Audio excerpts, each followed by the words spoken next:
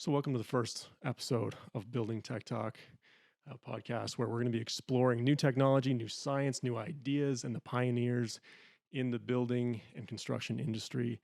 And for our first episode, we're being joined with Dr. Doug Brown and just regular old Scott Jenkins. These are our resident experts.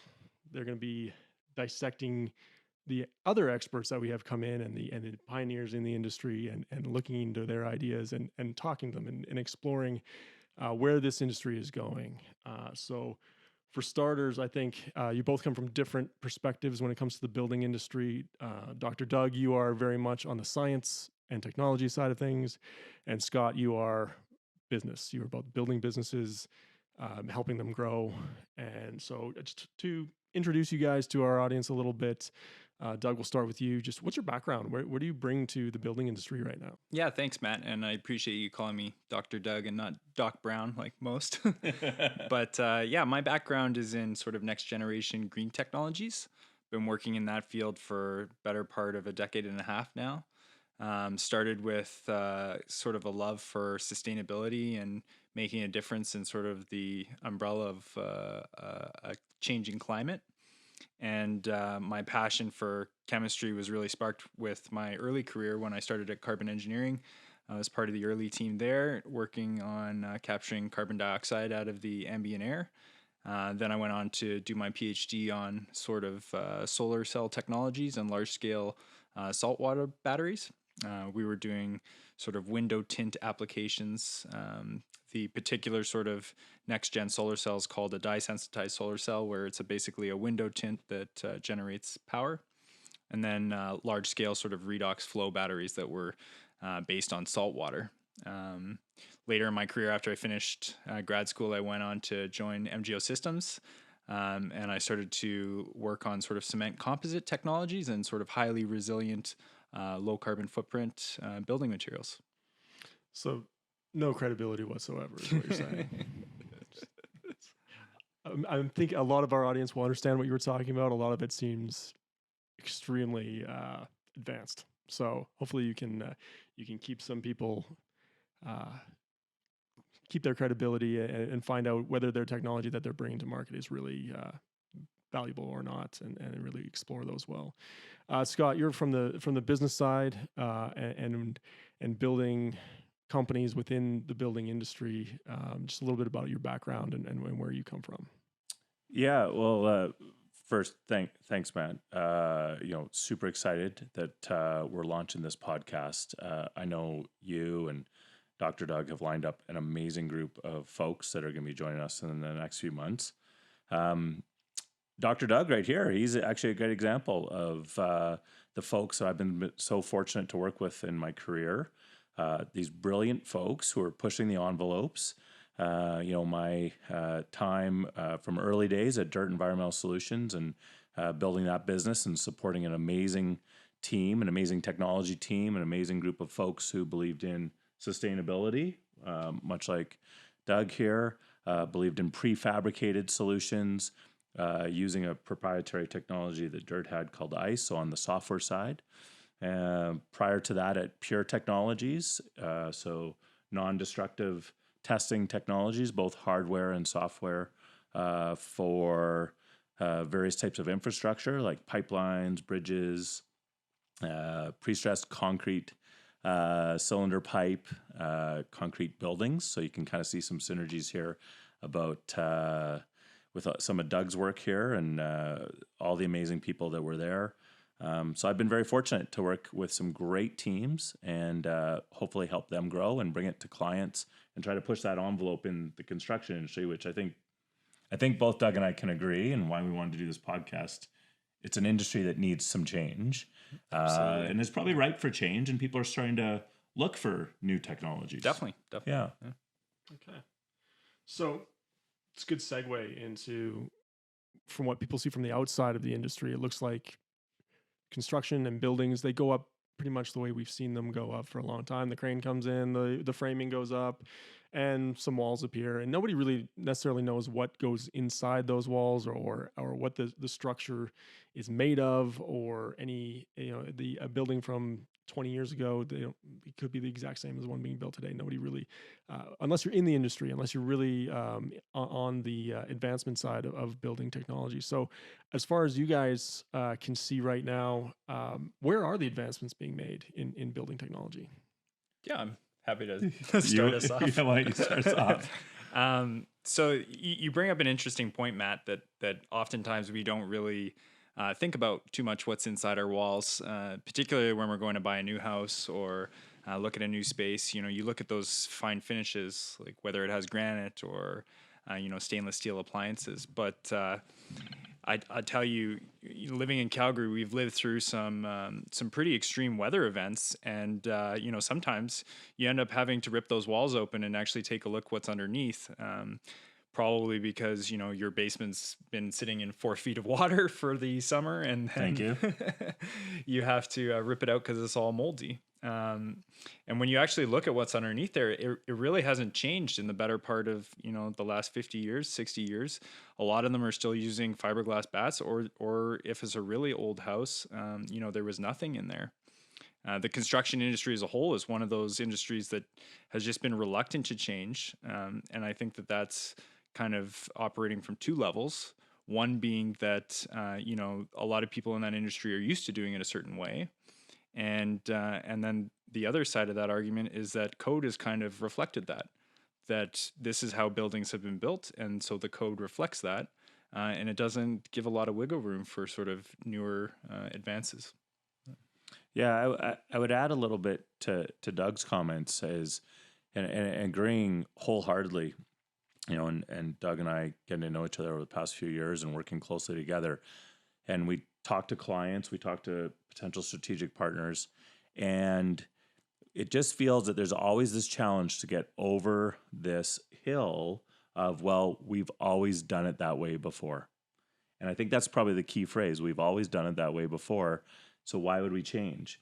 And so what we find, and what we're hoping to do a little bit with the podcast is, and I know we're going to meet some other innovative people that we haven't thought of yet, and folks, is to hopefully bring some of these new technologies, not just in software, where I do believe the construction industry has made a lot of advancements, and wow, is that going fast, whether it's 3D visualization, using AI for design, BIM is a common term, which building information modeling and collaboration and tools.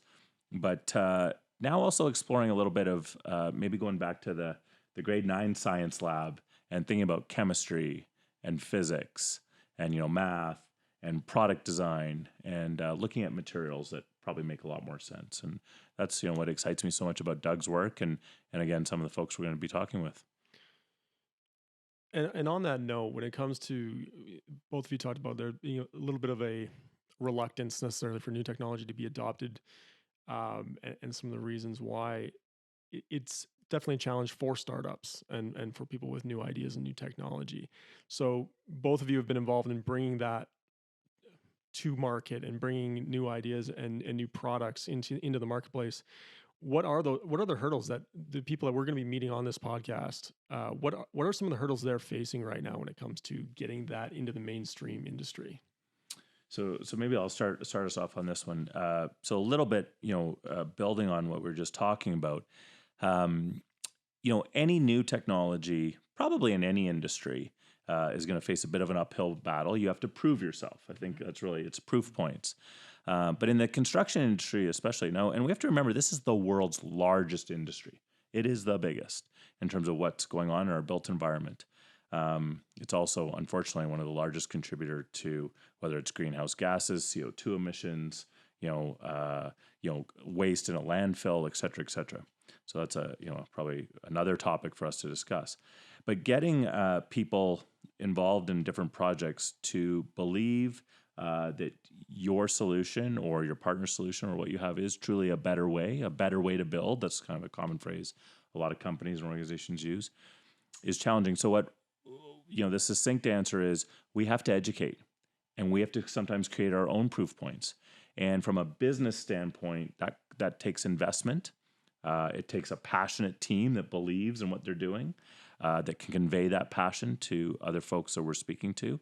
And it also takes research and development partners that can help validate what you're doing. And it takes time. I think time, would that be fair? Absolutely. I don't know if you want to add anything else to that. Yeah, I'm happy to talk about product development. So prototype development has kind of been where I found myself over the last 5 years, and I can say that with pretty good certainty, it's challenging for startups to enter the market outside of academic institutions.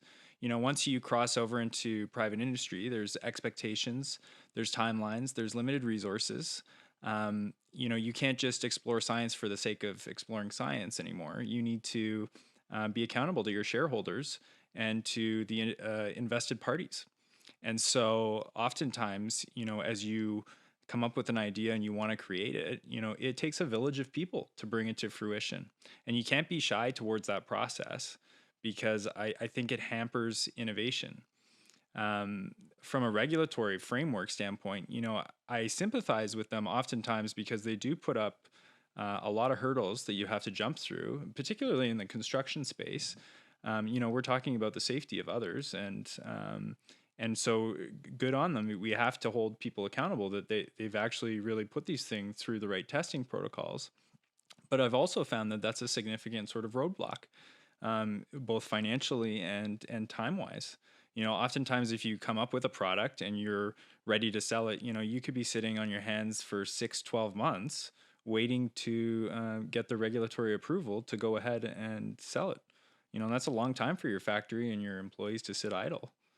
Especially when you're dealing with startup capital. Yeah. And limited amount of it. And is that something that you've experienced, Scott, where being able to maintain a company long enough to get that technology to market is a challenge? Without a doubt. I can remember some challenging times at predecessor companies, going way back, Pure Technologies, tremendous technology and amazing team. But there were some years there that were lean and were a challenge. With Dirt Environmental Solutions, it was also the early days. We were focused on growth and making those investments, but access to capital, access to people, access to partners at times was also incredibly challenging. We've got lots of funny stories about the battles we fought, and luckily we were successful in both instances to persevere. Perseverance, I think that's, and Doug, you've seen it in your past with some of your companies and with the research. Doug makes a really good point. So when you're developing new technologies in some industries, maybe it's a software application. The barriers are probably a little less. It's time, it's effort, it's money, but it may not be a health issue or keeping people safe or our shelter or the buildings and the homes or the schools with our children. So it is important that the regulatory authorities have high hurdles for new technology development and certification, but it does make it that much more difficult. I would add to that for those companies that are successful and persevere, the rewards can be tremendous. Mm-hmm. And, we believe in building a better environment. That's why our careers have been where they are. Like, we do think it's time for us to change the built environment and improve things.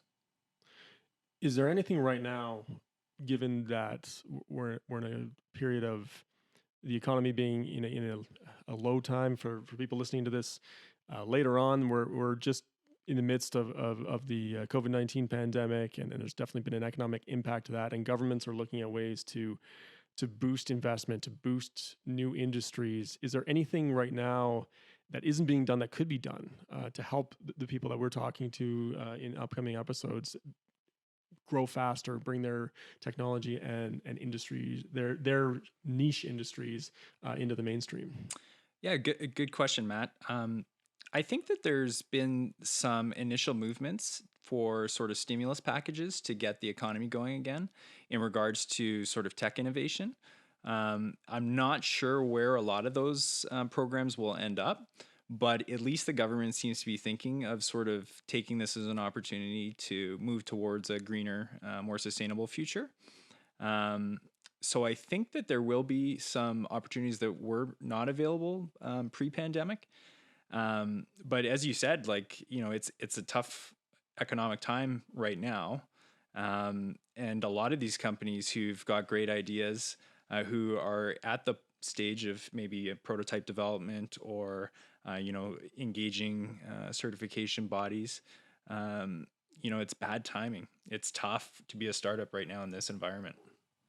And I would add a little bit to that on that particular topic, that from some of the conversations we've seen over the last, I don't know, couple of years, maybe even going back a little farther, I've noticed a change now with, the challenges that the world is facing with the pandemic, that people seem to be, this is a personal opinion, seem to be able to take a little more time and ask a little more questions.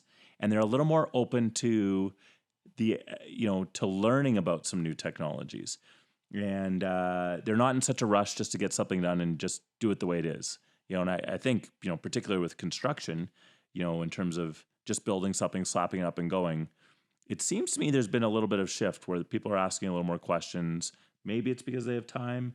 Maybe it's because their whole attitude towards things have changed. I'm not certain what it is, but I'm a believer, these are a terrible crisis for the world right now, but there will be tremendous opportunity coming out of this. I agree. So that's some good news for the people we're going to be talking to in the coming weeks, that there is opportunity to grow right now in this industry. And shifting gears a little bit, Doug, just as far as we talked about some niche people working in niche areas, and you're a niche of a niche of a niche in working. A lot of what you've been working on is with one particular element, and that's magnesium.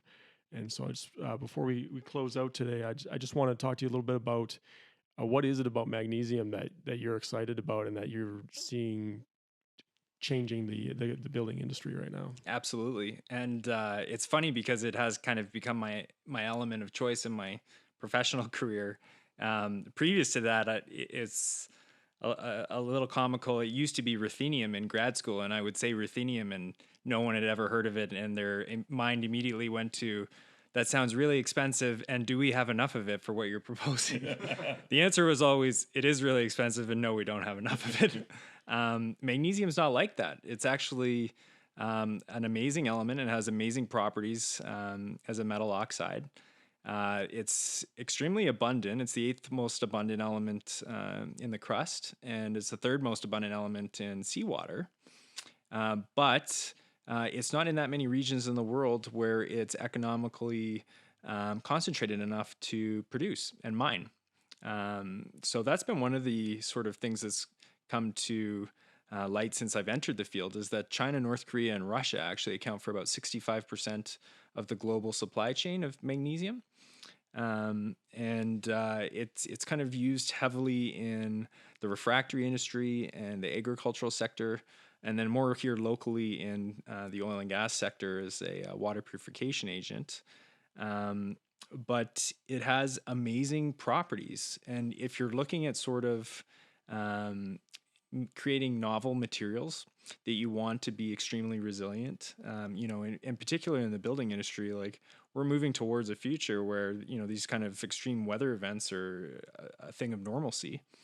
And if you want to start to look at materials that are, within the realm of possibility of using for large scale application, I think magnesium oxide is worth an investigation. It's got amazing properties as far as its fire characteristics and its resiliency to water. So a lot of opportunity, I think, to look at using this as sort of a replacement for those types of materials. But not only that, my kind of interest in it was based around its lower carbon footprint potential. So as I mentioned, it's one of the largest sort of dissolved minerals in seawater. So if you start to look at this concept of mining the ocean, which in some regards we're already doing by desalination, we're mining, fresh water for a lot of different communities where water is an issue. What are we going to do with the salts left over in some of these sort of desalination plants? And I think if you can come up with some solutions around those mined from the ocean salts, that's a green mined mineral.